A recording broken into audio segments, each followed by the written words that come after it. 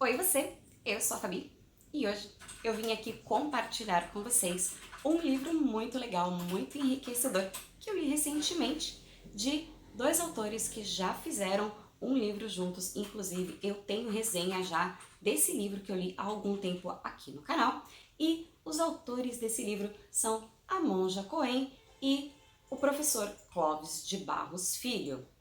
O primeiro vídeo que eu fiz de resenha do livro deles foi do livro Despertar Inspirado, que se você aí ainda não conhece, eu vou deixar o link aqui em cima. Mas o livro que eu vim resenhar hoje é intitulado A Monja e o Professor. Reflexões sobre ética, preceitos e valores. É sobre ele que eu vou falar hoje. E tão bom quanto o primeiro livro que eu li dessa junção desses dois autores. E esse livro, ele é cheio de uma mistura enriquecedora, de um diálogo muito rico que mescla tanto a filosofia mais tradicional dos pensadores como Platão, Aristóteles, e também partes da filosofia budista apresentadas pela Monja Coen. E o bacana desse livro é que ele foi transcrito a partir de um diálogo entre os dois autores. Então fica uma conversa bem dinâmica, uma coisa bem natural, com uma linguagem super simples.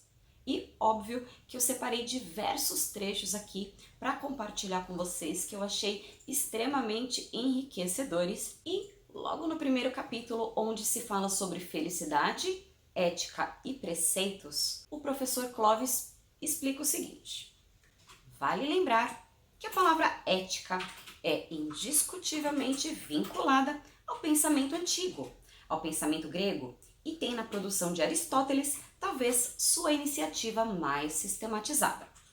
Se pudéssemos perguntar ao filósofo o que ele de fato quis dizer com a palavra ética, provavelmente responderia que buscava uma espécie de avaliação da vida, uma espécie de valorização, uma reflexão sobre se viver valeu a pena ou não. Curiosamente, quando a palavra ética surge, revela-se muito vinculada à ideia de felicidade, o que Aristóteles chamava de eudaimonia. E aí, um pouquinho adiante, ele vai fazendo uma ligação sobre esses aspectos. Ele simplifica. Quando você vive a vida sem nenhuma expectativa de aperfeiçoamento, se você acorda de manhã para fazer o que sempre fez, mais ou menos do mesmo jeito, a vida é meio sem graça mesmo, é entediante. Você apenas a empurra com a barriga. E por quê? Porque sem o desafio da superação em si, que você mesmo estabeleceu, e tendo a felicidade como prêmio máximo a ser alcançado, não consegue compreender que cada instante é valioso por ser uma oportunidade de ir além. É quando você vai além no aperfeiçoamento de si mesmo que tem certeza do valor daquele momento. Por outro lado, se você vive sem essa expectativa, aí meio que tanto faz. Nesse caso, a vida costuma ser mesmo entediante. É o que acontece com aqueles que ficam olhando para o relógio esperando que o tempo passe logo. Se a única vida que temos para viver é esta aqui entre nós, neste diálogo, neste momento, fazendo esse livro, e se eu quero que esse momento acabe, então estou de certa forma me indispondo com a vida que estou vivendo. Estou negando a vida que estou vivendo, o que implica uma postura muito próxima de quem toma a decisão de abreviar a própria existência. E esse foi um trecho que de cara já me pegou. Eu parei nesse primeiro ponto e fiquei algum tempo refletindo sobre. E realmente, quantas vezes na nossa vida, eu tenho quase certeza que você aí também deve ter se identificado com essa parte. Quantas vezes a gente começou, por exemplo, a semana já pensando, ai, falta muito para sexta, tomara que chegue logo sábado, e você já começa a semana mirando em 5 dias lá na frente e acaba passando a semana arrastado. E muito provavelmente hoje, quando você para e pensa quantas dessas semanas que você passou arrastado você poderia ter aproveitado, ter feito coisas diferentes, é muito complicado, né? Faz a gente repensar e de repente mudar aquela chavinha pra gente ver as nossas horas, os nossos dias, as nossas semanas de uma forma um pouco diferente. E aí, um pouquinho mais adiante, ele cita os estoicos, e eu já fiz uma resenha aqui falando sobre os estoicos, que é o livro Diário Estoico, muito, muito, muito interessante. Se você ainda não viu essa resenha, eu vou deixar linkada aqui em cima. E ele diz: a relação estabelecida pelo pensamento antigo entre ética e felicidade talvez tenha sido explicitada mais claramente pelos estoicos. Esses pensadores acreditavam na possibilidade de uma reflexão sobre a vida boa acompanhada de alguns exercícios práticos ou hábitos que pudessem corrigir desvios comuns nocivos à vida. E aí, ainda sobre os estoicos, ele diz: além da vida no presente e, portanto, do rechaço tanto da nostalgia e do arrependimento quanto da esperança, propõe os estoicos como chave da sabedoria para uma vida boa o desapego. Desapego em face das coisas, desapego em face das pessoas. Porque esse desapego é sugestão de sabedoria? Se sua alegria depende da posse de algo ou da presença de alguém, considerando que o mundo não para de se transformar, de se deteriorar ou de desaparecer, é evidente que a condição dessa alegria está comprometida pelo fluxo, pelo trânsito, pela transformação, pelo deixar de ser.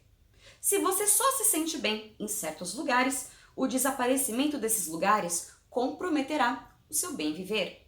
Se você precisa de suas coisas, das mais cotidianas e comuns às mais sofisticadas e complexas para ser feliz, a impossibilidade de tê-las, a perda, o desaparecimento, comprometerá o seu bem viver, o seu bem-estar. Se a sua felicidade está vinculada à presença de pessoas, à transformação, ao envelhecimento dessas pessoas, à sua ausência episódica ou até mesmo à morte delas, compromete em definitivo a vida boa. O apego é uma fragilização da vida, um condicionamento que empobrece. Deduz-se então que dentro do pensamento estoico, o bem viver deve estar desvinculado, deve independer da presença ou da posse do que quer que seja ou de quem quer que seja. Curiosamente, pessoas desapegadas costumam ser consideradas pouco zelosas, pouco responsáveis, perdulárias. Esse desapego sugerido pelos estoicos é tido como um vício nos dias de hoje. No que diz respeito ao desapego em relação às pessoas, o distanciamento afetivo pode ser associado ao egoísmo, ao desamor, à incapacidade de ter amigos. Os estoicos sugeriam que considerássemos permanentemente, a todo instante, a possibilidade de que as pessoas mais próximas de nós morressem naquele mesmo dia. Todo ensinamento visa a preparação para o desaparecimento das pessoas próximas e a desvinculação de nossa felicidade à sua presença. E aí, frente a esse comentário, a monja Coen começa então a se expressar e discorda. Diz o seguinte: discordo de um ponto que você levantou. Não sei se existe um lugar reservado para mim na Terra e se eu tenho características especiais para preenchê-lo. Há isso sim perguntas. Como eu faço do lugar onde estou o melhor lugar do mundo? E como fazer da atividade na qual estou envolvida a mais importante do mundo e da minha vida, já que a minha vida está nessa atividade e nesse local? Trabalho, ensino e estimulo as pessoas dizendo que onde você está é um local sagrado e precioso. Como é que você aprecia isso? Ou você o deprecia? Alguém pode responder: esse lugar não presta, esse país, essa cidade não prestam, as pessoas com quem eu trabalho não são boas, só conheço pessoas más, só conheço pessoas não éticas. Costumamos dar um destaque muito grande a tudo aquilo que é prejudicial, que não é benéfico. A mídia, por exemplo, tem uma capacidade impressionante de divulgar a bandidagem. As coisas boas acabam ficando meio escondidinhas, sem destaque. E aí, logo um pouquinho mais à frente, ela explica sobre a prática budista e alguns pontos fundamentais. Ela diz: toda prática budista e seu princípio fundamental podem ser resumidos num tripé que em japonês é Kai, Jo, E. Kai significa preceitos, vida, ética. Jo significa meditar. E significa sabedoria. Se vivermos de acordo com os preceitos, geramos um estado de felicidade e sabedoria. Os preceitos de ouro são: não fazer o mal, fazer o bem, e fazer o bem a todos os seres. Não fazer o mal significa evitar qualquer pensamento, fala, atitude que possam causar mal a qualquer forma de vida. Evitar toda forma de prejuízo físico ou psíquico. É preciso atenção para não ferir ninguém e, ao mesmo tempo, saber manter o limite do que é permitido ou não. Por exemplo, qualquer pensamento, ação ou palavras neonazistas ou preconceituosas devem ser evitados. Qualquer ataque a pessoas ou à natureza de forma brutal e desleal deve ser evitado. O essencial é impedir falas, pensamentos ou atitudes que possam ser nefastos à sabedoria e que não sejam movidos pela compaixão. Alicerces que ajudam a ver com clareza a realidade como ela é e a atuar evitando qualquer forma de maldade. Fazer o bem, o segundo preceito de ouro, é manter a mente correta na percepção da realidade e falar, agir e pensar de forma a criar condições benéficas. Deve-se sempre ter em mente que suas ações, suas palavras e seus pensamentos precisam estar de acordo com princípios e valores que beneficiam a vida. E o terceiro preceito é fazer o bem a todos os seres. Parece redundante. Primeiro, nos comprometemos a não fazer o mal, depois a fazer o bem, e completamos com o bem para todos os seres. Nesse último, o processo de percepção da realidade necessita de uma expansão de consciência. O eu, indivíduo, só existe se interrelacionado ao grande eu. Toda a vida na Terra, todos os seres. Assim, fazer o bem ganha uma dimensão mais ampla. Não é apenas fazer o bem para si ou para um pequeno grupo de conhecidos. É fazer o bem a todos os seres. Parece uma tarefa utópica e quase impossível, mas esse é o nosso voto. Manter essa atitude e torná-la viável. E aí, ela explica também sobre os 10 preceitos graves ou 10 preceitos de prática, que são eles: o primeiro, não matar, não roubar, não abusar da sexualidade, não mentir, não negociar intoxicantes e ou manipular a mente com pensamentos e atitudes falsos, não comentar sobre erros e faltas alheios, não se elevar nem rebaixar os outros, não ser movido pela ganância, não ser controlado pela raiva e não falar mal de Buda, Dharma e Sangha. Buda, Dharma e Sangha são os 3 tesouros, as 3 preciosidades do budismo. E aí, tem uma hora que eu acho muito interessante que ela fala sobre alcançar o estado de Buda, alcançar o Nirvana, e muito curioso como ela diz que muitas pessoas acabam buscando a monja para ter uma validação de que a experiência que eles passaram era o alcance do estado de Buda, era o Nirvana.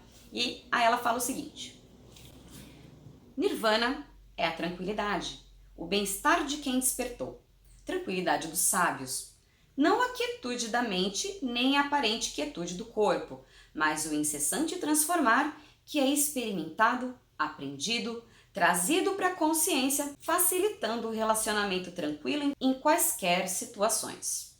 Não significa que a pessoa nunca chora ou ri, que não se inquieta ou não se irrita. A sabedoria nos permite voltar com mais rapidez ao nosso eixo de equilíbrio, uma vez que é por meio dos preceitos, da meditação e da sabedoria que podemos nos conhecer em profundidade e saber como utilizar melhor nossas habilidades. Conhecer a nós mesmos em profundidade é conhecer a vida em suas múltiplas formas. É respeitar a vida de tudo que foi, é e virá a ser.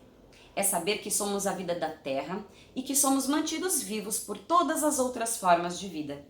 É de onde surge o cuidado, a compaixão, a compreensão íntima de que o outro é um aspecto de mim mesmo, um aspecto da vida que pulsa em mim e em todo o planeta. Ações de compaixão e cuidado devem ser imediatas e simples. Compaixão é ver todos os seres como aspectos de nós mesmos. Nossa ação de cuidado é imediata e simples, amorosa e respeitosa, pois a dor do outro é meu próprio desconforto. E aí, um pouquinho mais adiante, ela complementa: o que fazemos influencia em toda a trama da existência. Cada pensamento, palavra, atitude influenciam na trama da existência. Se percebermos isso e nos tornarmos excelentes no que fizermos, por desenvolver esse pensamento do cuidado com o todo, e não só com o que é bom para mim, mas com o que é bom para nós, teremos uma mudança social, política, econômica de excelência muito significativa.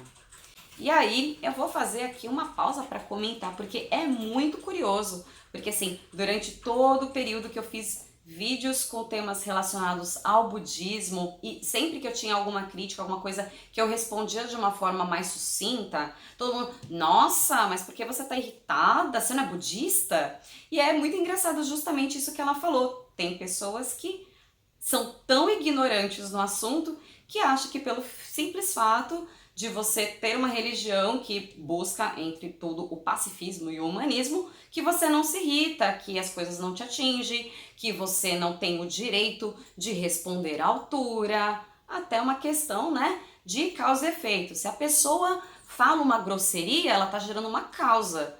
Mas, infelizmente, tem pessoas que só assim, para baixar um pouquinho a crista e perceber que ela não tem intimidade para falar determinadas coisas, principalmente para alguém que ela não conhece.